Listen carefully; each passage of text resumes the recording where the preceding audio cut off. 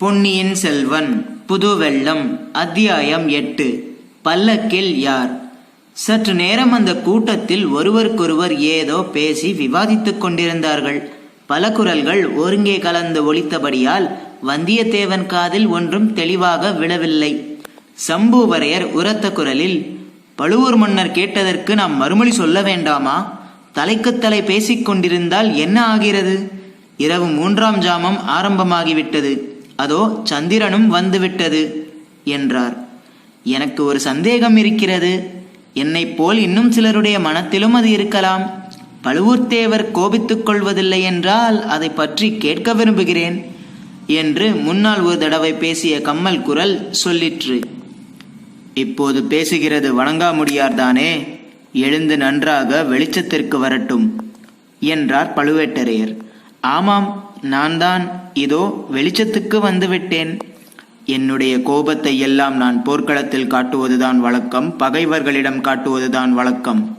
என் சிநேகிதர்களிடம் காட்ட மாட்டேன். ஆகையால் எது வேண்டுமானாலும் மனம் விட்டு தாராளமாக கேட்கலாம். அப்படியானால் கேட்கிறேன். சுந்தர சோழ மகாராஜாவின் பேரில் பழுவேட்டரையர் என்ன குற்றம் சொல்கிறாரோ அதே குற்றத்தை பழுவேட்டரையர் மீதும் சிலர் சுமத்துகிறார்கள். அதை நான் நம்பாவிட்டாலும் இந்த சமயத்தில் கேட்டு தெளிய விரும்புகிறேன் என்றார் வணங்காமுடியார். அது என்ன? எப்படி? விவரம் சொல்ல வேணும். பழுவூர்தேவர் சில ஆண்டுகளுக்கு முன்பு ஒரு பெண்ணை மனம் புரிந்து கொண்டது நம் எல்லாருக்கும் தெரியும். இச்சமயம் சம்புவரையரின் குரல் கோபத்தொனியில், வணங்காமுடியார் இந்த விஷயத்தை பற்றி பேசுவதை நாங்கள் ஆட்சேபிக்கிறோம். நம் மாபெரும் தலைவரை, நமது பிரதம விருந்தாளியை இவ்விதம் அசந்தர்ப்பமான கேள்வி கேட்பது தகாத காரியம் என்றார். சம்புவரையரை பொறுமையாயிருக்கும்படி நான் ரொம்பவும் கேட்டுக்கொள்கிறேன். வணங்காமுடியார் கேட்க விரும்புவதை தாராளமாக கேட்கட்டும். மனத்தில் ஒன்றை வைத்துக் கொண்டிருப்பதை விட கீறி கேட்டு விடுவதே நல்லது. 55 பிராயத்துக்கு மேல் நான் ஒரு பெண்ணை மணந்து கொண்டது உண்மைதான். அதை தாராளமாக ஒப்புக்கொள்கிறேன். ஆனால் நான் தான் கல்யுக ராமவதாரம் என்று எப்போதும் சொல்லிக் கொண்டதில்லை. ஏகபத்தினி விரதம் கொண்டவன் என்றும் சொல்லிக் கொண்டதில்லை. அந்த பெண்ணை நான் காதலித்தேன், அவளும் என்னை காதலித்தாள். பழந்தமிழ்நாட்டு முறைப்படி இஷ்டப்பட்டு மணந்து கொண்டோம். இதில் என்ன தவறு? ஒரு தவறும் இல்லை என்று பல குரல்கள் எழுந்தன. மனம் புரிந்து கொண்டது தவறு என்று நானும் சொல்லவில்லை. நம்மில் யார்தான் ஒரு தார விரதம் கொண்டவர்கள்? ஆனால் ஆனால் ஆனால் என்ன? தயங்காமல் மனத்தை திறந்து கேட்டுவிடுங்கள். புதுமணம் புரிந்து கொண்ட இளையராணியின் சொல்லை எல்லா காரியங்களிலும் பழுவேட்டரையர் கேட்டு நடப்பதாக சிலர் சொல்கிறார்கள். ராஜரீக காரியங்களிலும் கூட இளையராணியின் யோசனையை கேட்பதாக சொல்லுகிறார்கள். தாம் போகும் இடங்களுக்கெல்லாம் இளையராணியையும் அழைத்து போவதாக சொல்லுகிறார்கள். இப்போது கூட்டத்தில் ஒரு சிரிப்பு சப்தம் எழுந்தது. சம்புவரையர் குதித்து எழுந்து, சிரித்தது யார்? உடனே முன்வந்து சிரித்ததற்கு காரணம் சொல்லட்டும் என்று கர்ஜித்து கத்தியை உரையிலிருந்து உருவினார். நான் தான் சிரித்தேன். பதற வேண்டாம் சம்புவரையரே என்றார் பழுவேட்டரையர். பிறகு, வணங்காமுடியாரே, தாலி கட்டி மணந்த மனைவியை நான் போகும் இடத்துக்கெல்லாம் அழைத்து போவது குற்றமா? அவ்விதம் நான் பல இடங்களுக்கு அழைத்து போவது உண்மைதான். ஆனால் ராஜரீக காரியங்களில் இளையராணியின் யோசனையை கேட்கிறேன் என்று சொல்வது மட்டும் பிசகு. இவ்விதம் நான் ஒரு நாளும் செய்வதில்லை. அப்படியானால் இன்னும் ஒரே ஒரு சந்தேகத்தை மட்டும் நிவர்த்தி செய்யும்படி பழுவூர்தேவரை வேண்டிக் கொள்கிறேன். அந்தபுரத்தில் இருந்திருக்க வேண்டிய பல்லக்கு இங்கே நாம் அந்தரங்க யோசனை செய்யும் இடத்திற்கு ஏன் வந்திருக்கிறது? பல்லக்கிற்குள்ளே யாராவது இருக்கிறார்களா இல்லையா? இல்லை என்றால் சற்று முன்பு கேட்ட கனைப்புச் சத்தமும் வளையல் குலுங்கும் சத்தமும் எங்கிருந்து வந்தன? இவ்விதம் வணங்காமுடியார் கேட்டதும் அந்த கூட்டத்தில் ஒரு விசித்திரமான நிசப்தம் நிலவிற்று. பலருடைய மனத்திலும் இதேவித எண்ணமும் கேள்வியும் தோன்றியிருந்தபடியால் வணங்காமுடியாரை எதிர்த்து பேச யாருக்கும் உடனே துணிவு ஏற்படவில்லை. சம்புவரையரின் உதடுகள் ஏதோ முணுமுணுத்தன. ஆனால் அவர் வாயிலிருந்தும் வார்த்தை ஒன்றும் கேட்கவில்லை. அந்த நிசப்தத்தை கிழித்து கொண்டு பழுவேட்டரையர் கணீர் என்று கூறினார். சரியான கேள்வி. மறுமொழி சொல்ல நான் கடமைப்பட்டவன். இந்த கூட்டம் கலைவதற்கு முன்னால் உங்கள் சந்தேகத்தை தீர்த்து வைக்கிறேன். இன்னும் அரை நாழிகை பொறுத்திருக்கலாம் அல்லவா? அவ்வளவு நம்பிக்கை என்னிடம் உங்களுக்கு இருக்கிறதல்லவா? இருக்கிறது, இருக்கிறது. பழுவேட்டரையரிடம் எங்களுக்கு பரிபூரண நம்பிக்கை இருக்கிறது என்று பல குரல்கள் கூவின. மற்றவர்களை காட்டிலும் பழுவேட்டரையரிடம் எனக்கு பக்தியும் மரியாதையும் குறைவு என்று யாரும் எண்ண வேண்டாம். அவர் மனத்தை திறந்து கேட்கச் சொன்னபடியால் கேட்டேன்.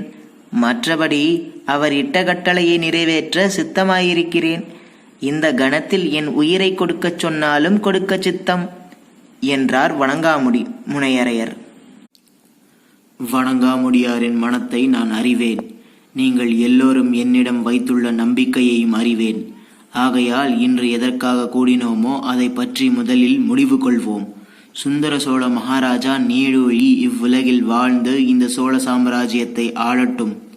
ஆனால் ஒருவேளை ஏதாவது அவருக்கு நேர்ந்துவிட்டால், வைத்தியர்களுடைய வாக்கு பலித்துவிட்டால், சில நாளாக தோன்றி வரும் தூமகேது முதலிய உற்பாதங்கள் பலித்துவிட்டால், அடுத்தபடி இந்த சோழ சாம்ராஜ்யத்தின் பட்டத்திற்குரியவர் யார் என்பதை நாம் தீர்மானிக்க வேண்டும்.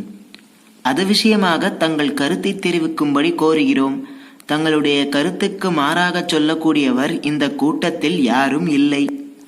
அது சரியல்ல. ஒவ்வொருவரும் சிந்தித்து தங்கள் கருத்தை வெளியிட வேண்டும். சில பழைய செய்திகளை உங்களுக்கு ஞாபகப்படுத்த விரும்புகிறேன். மகாவீரரும் மகாஞானியும் புண்ணிய புருஷருமான கண்டராதித்த தேவர் யாரும் எதிர்பாராத வண்ணம் 24 ஆண்டுகளுக்கு முன்னால் காலமானார். அச்சமயம் அவருடைய புதல்வர் மதுராந்தக தேவர் 1 வயது குழந்தை. ஆகவே தமது தம்பி அரிஞ்சய தேவர் பட்டத்துக்கு வர வேண்டும் என்று திருவாய் மலர்ந்துவிட்டு போனார். அந்தபடியே அரிஞ்சய சோழருக்கு முடிசூட்டினோம். ஆனால் விதிவசமாக அரிஞ்சய சக்கரவர்த்தி சோழ சிம்மாசனத்தில் அதிக நாள் அமர்ந்திருக்கவில்லை. அரிஞ்சய சோழருடைய மூத்த புதல்வர் பராந்தக சுந்தர சோழர் 20 வயது இளங்காலை பருவம் எய்தியிருந்தார். எனவே ராஜ்யத்தின் நன்மையை முன்னிட்டு மந்திரிகளும் சாமந்தர்களும் குறுநில மன்னர்களும் நகரத் தலைவர்களும் கூற்றத் தலைவர்களும் சேர்ந்து யோசித்து பராந்தக சுந்தர சோழருக்கு முடிசூட்டினோம். அதை குறித்து யாரும் வருத்தப்பட இடமில்லை. ஏனெனில் சுந்தர சோழ மகாராஜா 2 ஆண்டுகளுக்கு முன்னால் வரையில் நெறி தவறாமல் நாட்டை பரிபாலித்து வந்தார். நம்மை எல்லாம் நன்கு மதித்து யோசனை கேட்டு ராஜ்யபாரம் நடத்தினார். இதனால் சோழ ராஜ்யம் மேலும் விஸ்தரித்து செழித்தது. இப்போது சுந்தர சோழ மகாராஜாவின் உடல்நிலை கவலைக்கிடமாயிருக்கிறது. இந்த நிலைமையில் அடுத்தபடி பட்டத்துக்குரியவர் யார்? கண்டராதித்த தேவரின் திருக்குமாரர் மதுராந்தகர் இப்போது பிராயம் வந்து ராஜ்ய பரிபாலனம் செய்யக்கூடியவராயிருக்கிறார். அறிவினாலும் கல்வியினாலும் குணத்தினாலும் பக்தி சிரத்தையினாலும் எல்லா விதத்திலும் பட்டத்துக்கு தகுந்தவராயிருக்கிறார். ஆதித்த கரிகாலர் சுந்தர சோழரின் புதல்வர் காஞ்சியில் வடதிசைப்படையின் சேனாதிபதியாக இருந்து வருகிறார். இந்த இருவரில் யார் பட்டத்துக்கு வருவது நியாயம்? குலமுறை என்ன, மனுநீதி என்ன, தமிழகத்தின் பழமையான மரபு என்ன? மூத்தவரின் புதல்வர் மதுராந்தகர் பட்டத்துக்கு வருவது நியாயமா, அல்லது இளையவரின் பேரர் பட்டத்துக்கு வருவது முறைமையா? நீங்கள் ஒவ்வொருவரும் உங்கள் கருத்தை மனம் விட்டு சொல்ல வேண்டும். மூத்தவராகிய கண்டராதித்த தேவரின் புதல்வர் மதுராந்தகர் தான் பட்டத்துக்கு உரியவர். அதுதான் நியாயம், தர்மம், முறைமை என்றார் சம்புவரையர். என் அபிப்பிராயமும் அதுவே, என் கருத்தும் அதுவே என்று அக்கூட்டத்தில் உள்ள ஒவ்வொருவரும் சொல்லி வந்தார்கள்.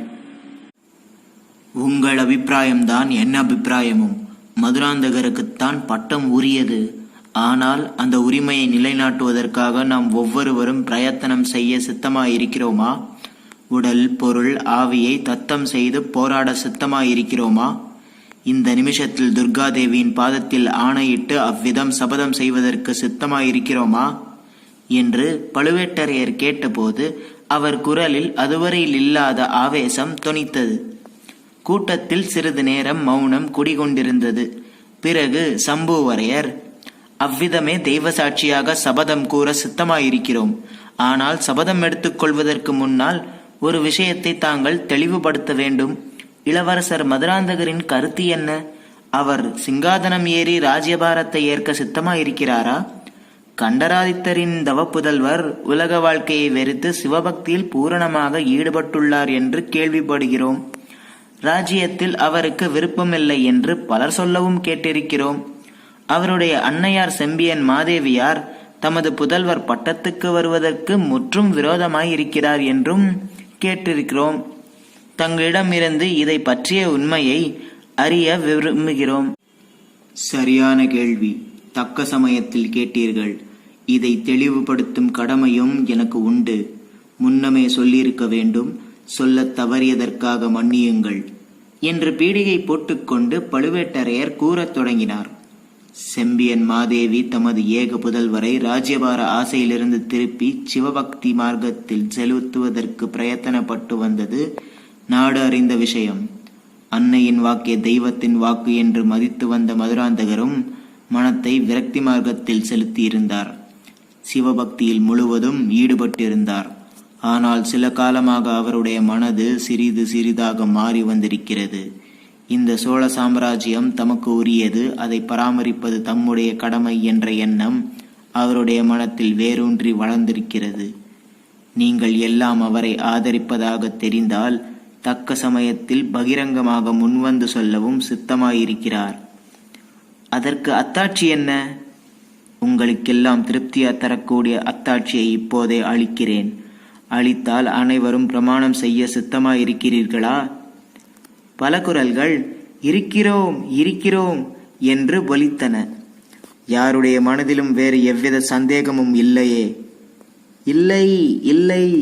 அப்படியானால் இதோ அத்தாட்சி கொண்டு வருகிறேன். வணங்காமுடி முனையரையரின் சந்தேகத்தையும் இப்போதே தீர்த்து வைக்கிறேன் என்று கூறிக்கொண்டே பழுவேட்டரையர் எழுந்தார். கம்பீரமாக நடந்து அங்கே சமீபத்தில் வைக்கப்பட்டிருந்த மூடு பல்லக்கின் அருகில் சென்றார். இளவரசே, பல்லக்கின் திரையை விலக்கிக் கொண்டு வெளியே எழுந்தருள வேண்டும். தங்களுக்காக உடல், பொருள், ஆவியை அர்ப்பணம் செய்ய சித்தமான இந்த வீராதி வீரர்களுக்கு தங்கள் முகதரிசனத்தை தந்தருள வேண்டும் என்று மிகவும் பணிவான குரலில் கூறினார் பழுவேட்டரையர்.